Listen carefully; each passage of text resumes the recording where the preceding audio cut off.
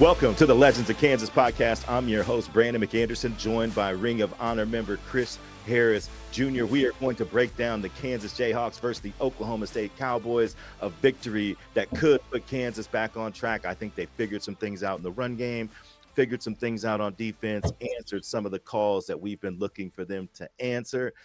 It's tough, right? Winning football games is hard. The Big 12, the first half was nip and tuck as they went back and forth on limited possessions. But when Kansas had the opportunity to step on the throat of the Cowboys, they did just that, extending the lead on multiple touchdowns up to 24-7, kept that lead on a big kick return by Emmanuel Henderson, finished that with a touchdown. There was some Zeke Marshall sprinkled in there. All these things that we've been asking for came to fruition, and I think Kansas has a chance to get back on track. We'll tell you about that Cowboys game, and we'll get you ready for Kansas versus the Arizona Wildcats. We are now welcoming Chris Harris Jr. to the show. Chris, what's going on, man? Oh, man, doing good, man. Ready to talk some ball. Yeah, man, that Kansas versus Oklahoma State. Kansas comes out with the victory 38-21. It was a game where we saw Kansas run the football effectively, maybe more effectively than we've seen all season. Give me your general observations of the game.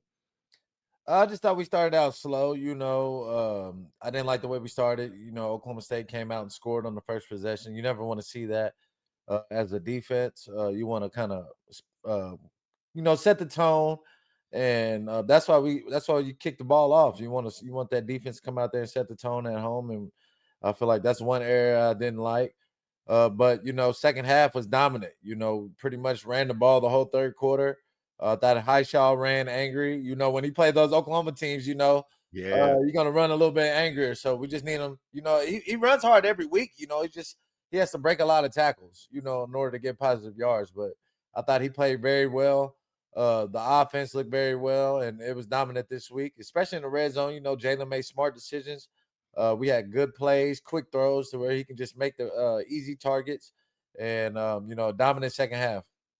Yeah, let's start at the beginning. Let's talk about that first half because, it was a microcosm of what we were worried about when they played Kansas State. They were just a little off, and it wasn't one guy. It was pretty much every guy. I think on that opening drive, they had 3 or 4 missed tackles by 3 or 4 different people. They cut that guy loose on that cover 4 crosser, when he just didn't have to. He had good line of sight on it. It's a lot of the same things that we had been worried about. And just the slow starts. We mentioned JD just had to be better. Well, they had the fake toss with Cam Pickett sprinting down the middle wide open. Didn't see him. Threw an incomplete pass out wide. Just a lot of the, missed a slant really high. It looked similar to what we had seen.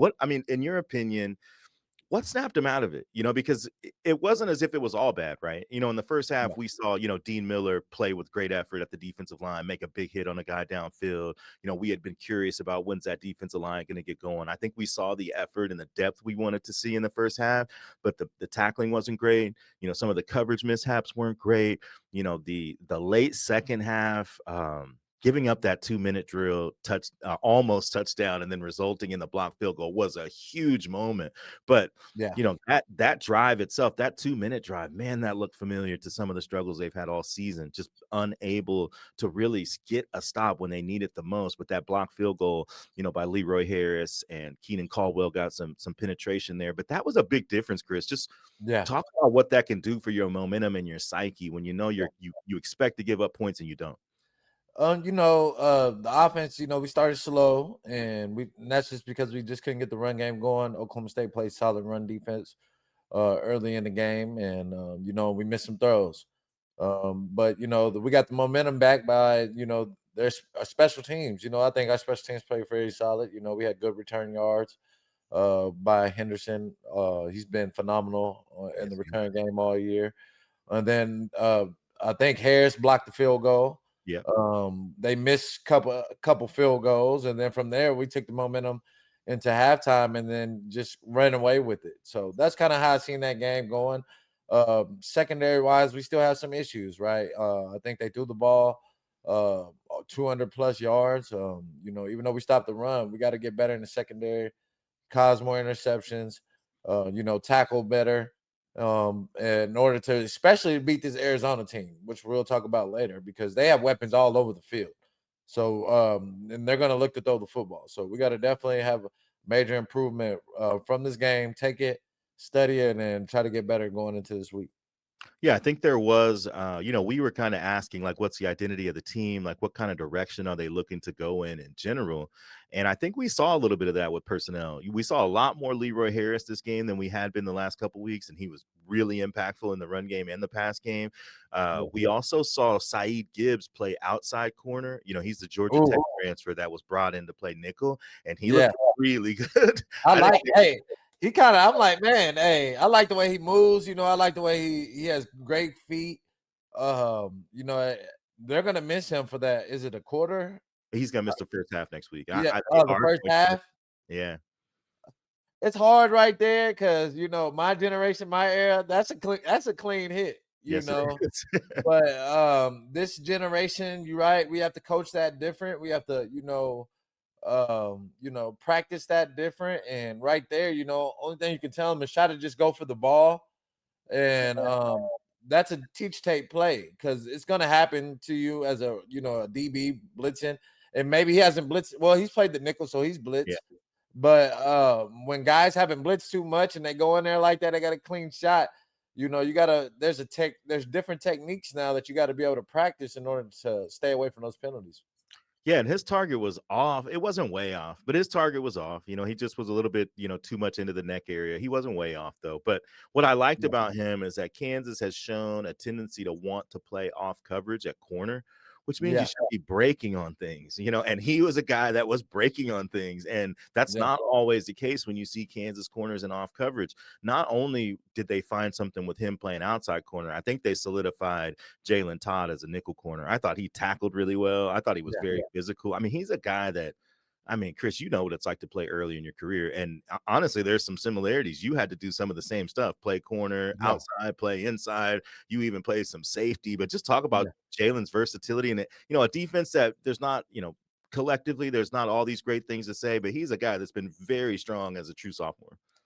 I think it just, I think we're very young at the corner position, and then you see Todd, just being able to be a versatile guy, be able to play all over the field. You got to have guys like that, but it starts with Gibbs, man. Him being able to solidify that outside makes it way easier for the whole defense because now you have a guy that can play bump, that can play off, that can tackle. He just transfers the defense, makes him better. Now we just need fast improvement on the other side with Alexander, right? Playing the deep ball better, playing these go balls because they're gonna try them coming this week. So that's the spot where I think where we still have to improve on that right side. The nickel play better, the linebackers play better. The safety still have to continue to improve. Still a little couple busts, but they did get better this week. Yeah, they did. And Austin Alexander's a guy, I didn't play defense. I didn't play outside. I didn't play corner. I know how difficult of a spot it is to play. When you watch Alexander, man, it's not a guy that's just getting worn out there. He's competing. He's playing his tail off, and especially Yeah.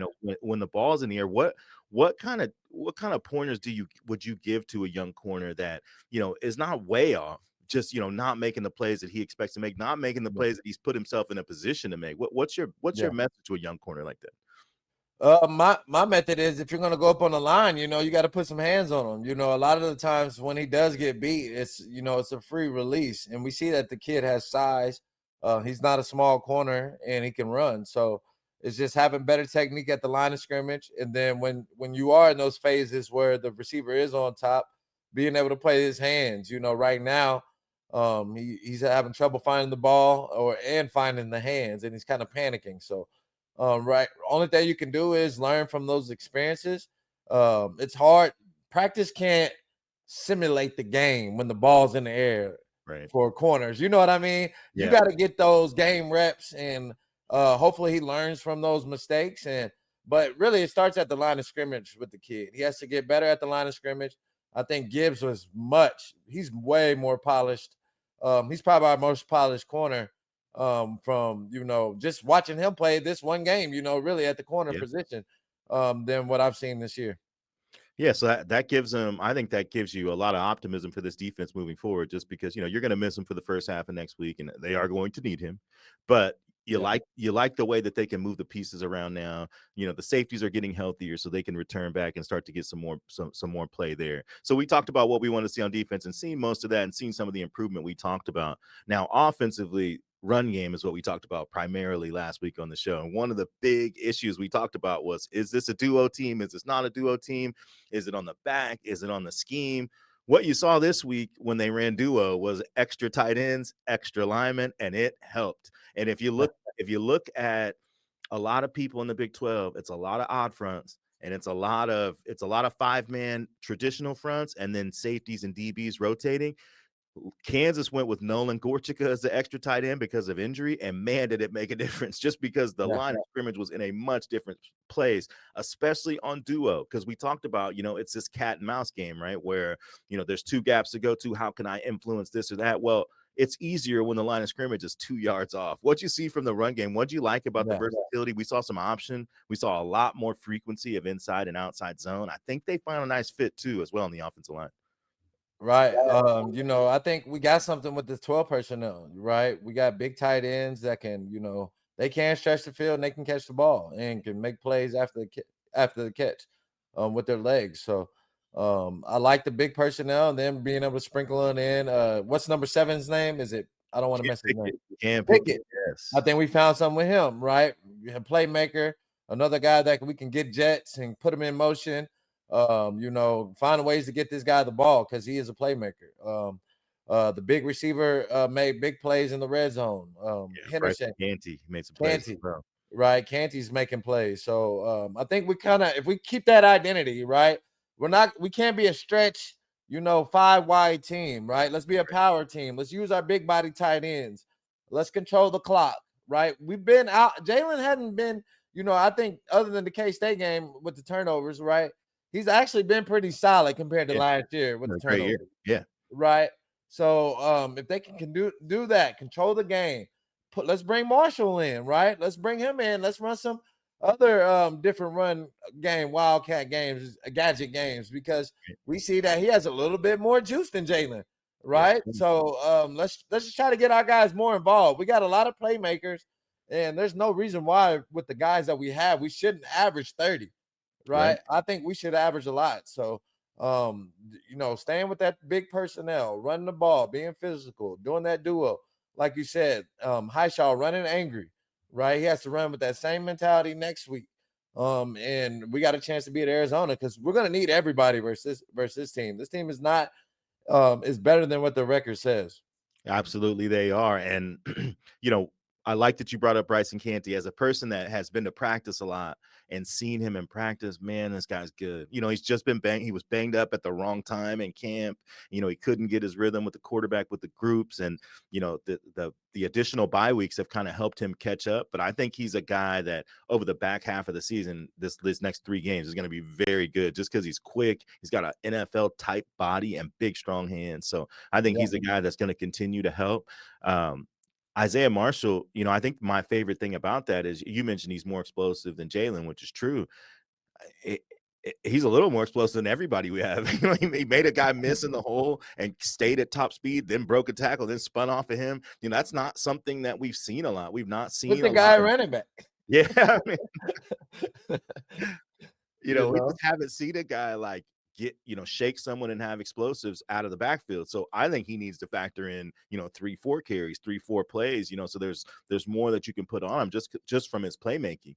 And then I liked the philosophical shift in the run game. One of the things we saw too with Leshaun Williams was under center power runs, which is something he did at Iowa. If you're at Iowa, you're in I back, you're running power with extra offensive linemen, extra tight ends. I love that drive where they just said, let's just get under center and run power, because that expands your offense in some amazing ways. It's one of the questions I wanted to ask you, because you saw us have a lot of success with it on Saturday. But there was a stat I saw from our local NFL team, the Kansas City Chiefs.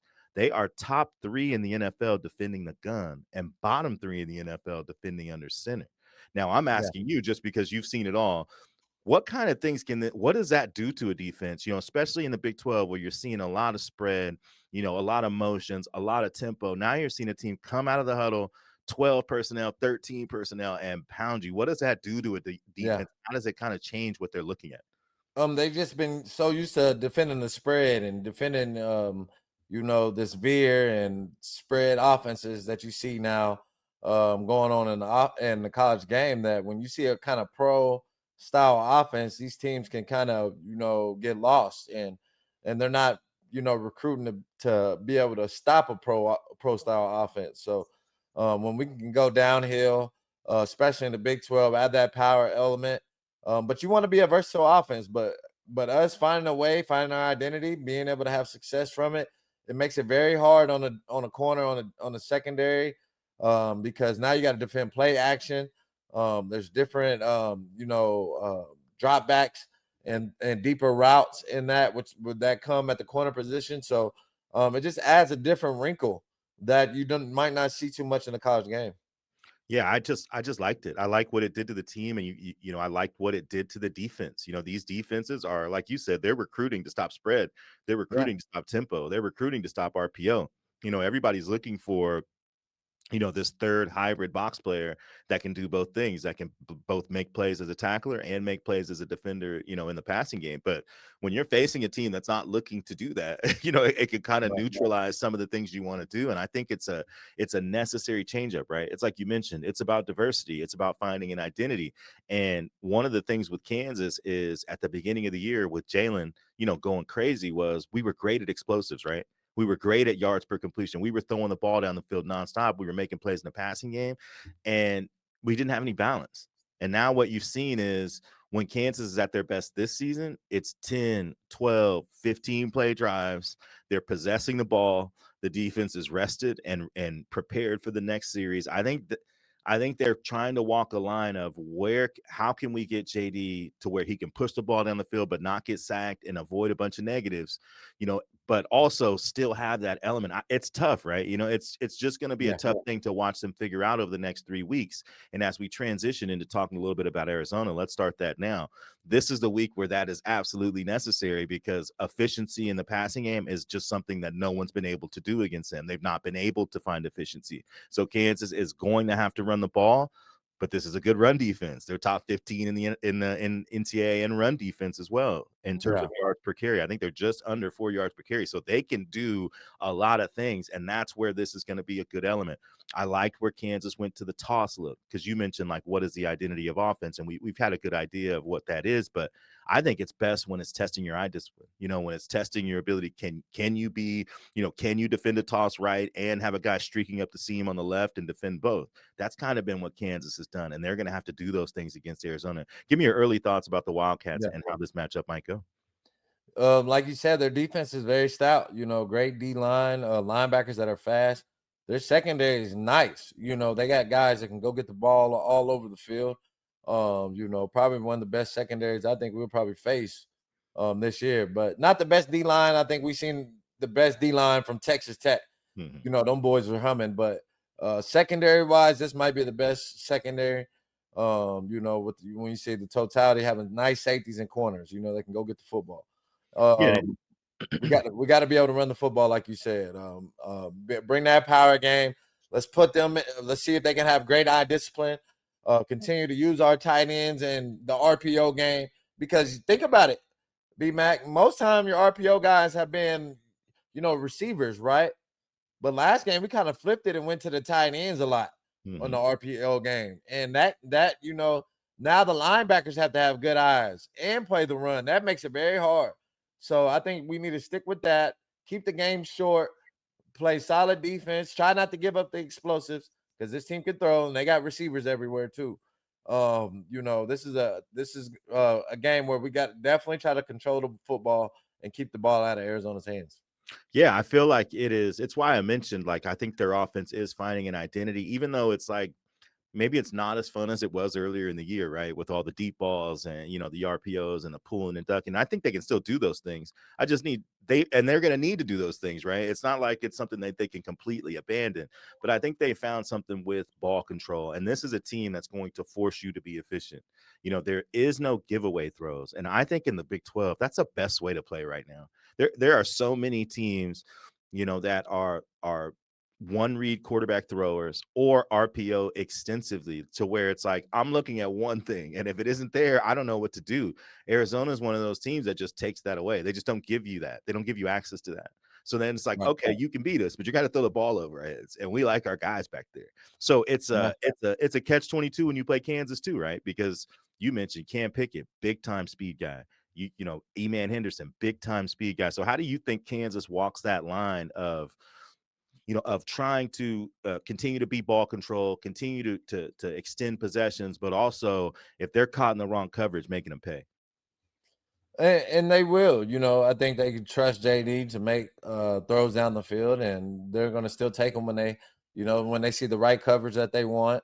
And if they can be able to control the ball, run the football, be solid on third downs, and then those plays will come. But if we come out 3-and-outs, not being able to get JD in the rhythm, it's going to be a long day. So we got to be able to run the football, possess the ball with third downs, good third down conversion, and those big plays will happen, man. Because Henderson, he can't run by these guys, right?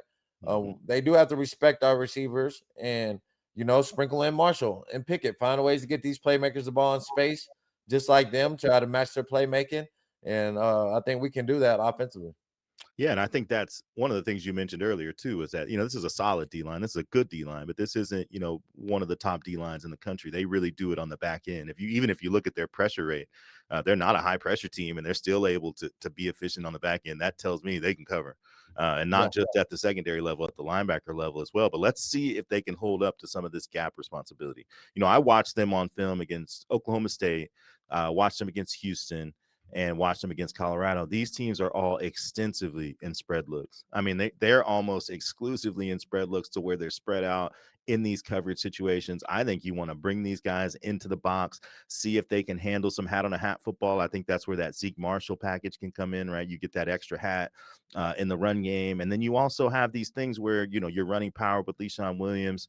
From a zone perspective, if I'm being honest, I think that Daniel Highshaw is going to get better this week than he was last week. Looking at some of the plays where he could have had some major explosives if he was just a little bit more patient. I know Coach Wallace is going to coach some of that stuff into him. I'm telling you, the offensive line success rate was high. It was top 5 in the country. That Oklahoma State defense coming in had been giving up less than 100 yards rushing. So this was a really good performance and a really needed performance to build a foundation. And we talked a lot about you know Calvin Clements out at left tackle when he hasn't played well. He played really well, moving guys, getting guys off the line of scrimmage, and setting up some of these runs. So I think that for me, I want to see this Arizona team have to line up, and defend gaps. I want to see how that changes them. I want to see, what their adjustment is when it's not a spread, dip and dunk, dump and chunk all over the field. It's just more of a we're going to run the football, we're going to play action. We got some RPO looks. You know what I mean? So I want to see Arizona in some of those situations, Chris. Yeah. I mean, that's going to be our successful way to beat them, being able to run the football. Let's sprinkle in those RPOs with the tight ends. Let's find a way to sneak those when they get us zero coverage or the straight man, be able to find Henderson and all our other weapons that we have. And we got a great chance. But, Arizona is going to be rocking. It's going to be a tough atmosphere out there. All their games they lost, they only lost. It's only close games they've lost. They've been in every game. They beat K-State. So they've put up some high numbers. So they whooped Colorado, put a nice showing on them. So they're going to be amped up. And JD, he has to just go down there and protect the football like he has, and use his legs when he needs to, but ultimately just make the throws that that he has. Take what they give him. Now, when Arizona has a football, they are led by Seth Dogie, who's the Texas Tech quarterback, um, played for their, a guy that had been in that system, knows this spread them out kind of football. And when I think about teams that they've played that are similar, it's Texas Tech is a team that comes to mind. They're really trying to play a numbers game in the box. If you give them the numbers they want, they'll run the football, and if you don't, they'll whip it outside. And they've got pretty much every type of weapon you can imagine. Just from a speed perspective, the guy that really stuck out to me was Spivey. Yeah. Big guy, sophomore receiver. You look at his counting stats. His counting stats aren't great, right? I think he only had 220 yards coming into the Colorado game, but he had 6 touchdowns. And Right. when he catches the ball in the red zone, this guy is a problem. Just talk about some of the weapons you saw for Arizona at the running back and wide receiver positions. Yeah. I'm looking at it. Watley, number 6, he's just a speed guy, Very right? good. In the slot. Hudson, he's a big receiver outside. He's a guy they love him in the red zone, right? Spivey, 6 touchdowns, right? He's the game breaker, Right. right? We got to be able to tackle this guy. We got to know where he's at all times. On the defensive side of the ball, he's going to catch the jets. He's going to do all the gadget plays. If he has the ball in space, we got to get him down. But the quarterback is, he can make all the throws. He goes through his reads. They do a solid job protecting them. So their offense this is a real offense that you got to face. And I wouldn't be surprised, if if they go out there and, they do light us up, because they are that good on the offensive side. And we got to if I'm not surprised if it's a 40-40 game. Right. Right. I will not be surprised. Just because they can put up points. So defensively, we cannot have busts. We got to have a great pass rush this week, and everybody has to have great communication. Yeah, and that's one of the things with this team from last year. Last year, Arizona was strong on offense and not on defense. And what happened is you got them in game situations where they had to throw the ball to win a lot. And Noah Fafita is an awesome quarterback, but he's got some physical limitations in terms of height and weight. And if he takes a pounding, he's going to struggle. That's really how he struggled last year, was people getting to him, forcing turnovers. But if he's back there and comfortable, and the way this defense is playing, he's not playing from way behind, so they don't have to put too much on his shoulders. He's been very good. He honestly is the closest thing to JD to me in terms of can make all the throws, tons of efficiency, tons of experience. He's been starting since he was a true freshman. Just a really good player and a guy that can distribute the ball, has an arm, and all of those things. But when I look at them, they're going to need Leroy to play well again. They're going to need a guy like Leroy to bend that edge and also get his hands up and take away some of their quick game, because he is a shorter quarterback, and they can take away some of those exterior throwing lanes if they're able to bend that pocket in and get their hands up and make it difficult. Because I think this is a good offense. This isn't a great offense. Very good skill players, but this is not a team, like you mentioned, that you can have busts and missed tackles against. Right. What's number 15's name? Sorry, I'm bad with these names. I got to learn NFL and college. Justice Bigley. Now, he popped up out of the screen, right? Being able to get pressure. If we can have him, continue to find ways to get to the quarterback, continue to, blitz our linebackers. But we got to make it uncomfortable for his quarterback. And this game starts with the trenches. Being able to get pressure on this guy all game, cannot let him get comfortable. Hopefully we can get Gibbs back out there, and that'll be a huge boost whenever he can get back in the game. But ultimately, it's tackling, right? If you gave us another bad grade, you could say we missed a lot of tackles this year. So we got to have a great tackling performance to win on the road this week. Yeah, and you're just going to need those guys to play well, those edge players. I'm glad you brought up Finkley. A guy that I'm really liking is Dak Brinkley, number 9, the redshirt freshman. Dad played the NFL. Mom was an Olympian. This guy's got some real pedigree, and watching him get healthy and explode off the edge, I think this guy's going to be a big-time factor in his career, and this will be a great week for him to set it off. We've seen him have some good moments. He had some good moments against Central Florida, but he's a guy that's really coming along. There were some guys on the interior defensive line. Marcus Terry had a really good game, had his first career sack. You saw a little bit of, some guys that we thought were going to make an impact that are starting to come on. So there's some things happening on defense in terms of getting health, in terms of finding where guys need to go. I love when Kansas matches big personnel with big personnel. You saw Oklahoma State go 12 personnel, and you saw Kansas match with 3 interior defensive linemen, 2 edge, and 2 linebackers. And I think that's what they have to do. I think when they're in a big man's game, they have to play their big men, just because they've been better against the run. They've got so much depth on that defensive line, and that really gives them a chance. And when you watch Arizona, like you mentioned, very good team, can be explosive on offense, but mostly aren't. They like to play that ball control style. I think this is a great week for Kansas to have 10, 12, 13 play drives that end in touchdowns. They have got to score on this red zone and make and give themselves a chance. So if you're looking at this Kansas game, you're looking at a Kansas victory at the end of that game Saturday. Give me your star of the game on offense and why. Yeah. I'm gonna go with Highshaw. I think if we're gonna go over there and win, we gotta run the football well.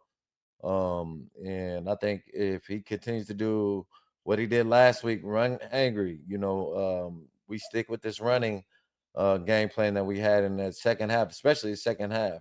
I think definitely I'm gonna go with him. And then secondary wise or defense, I'm gonna go with let's go with Kamara this game.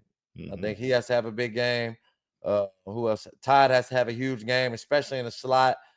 Being able to guard these fast receivers, bubble screens, and dealing with Spivey. So I'm gonna go with Todd, and I'm gonna go with Kamara. Love those picks. Love those picks. If I'm going offense, I like the high shot pick, right? Because he's looked really explosive. And I think that them finding a system fit is going to be nice for them. I'm going to go with the other running back. I'm going to go with Le'Shawn Williams. I really like the way that he looked. I also really like that they tailored the run game to the things he does well. I think that's just a good start. Yeah. You know, when you're struggling to run the football, you have a proven guy. Do the things that he does well. Give him a chance to do those things. I thought that was a really smart choice. So I like Le'Shawn Williams for the offensive player of the game, and they're just going to need it. Like you mentioned, like they're going to need the JD that they had earlier in the year, but they're going to need that JD with run support. If they are able to get that JD, the guy that's efficient, the guy that's making you pay every time you make a mistake, but that can also hand the ball off 25 times, that's a very difficult thing to deal with. If you've got a JD that can hand the ball off, run option, and still beat you with his arm through the air, that's what I like about this matchup. That's why I think Le'Shawn Williams is going to have a strong game. Then on the defensive end, you hit it right on the head. It's got to be Jalen Todd.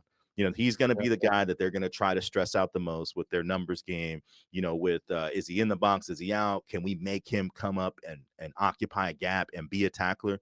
So far, the answer has been yes for him. And now that he is solidified in that starting spot, let's see if he can do it over and over again. And if he does, the Jayhawks can come out victorious. Chris, any closing thoughts? What's going on give us some Chris Harris Elite. What's going on with the athletes? What's going on as this high school season comes to a close? Oh man, we got guys all levels, man, just balling out this season.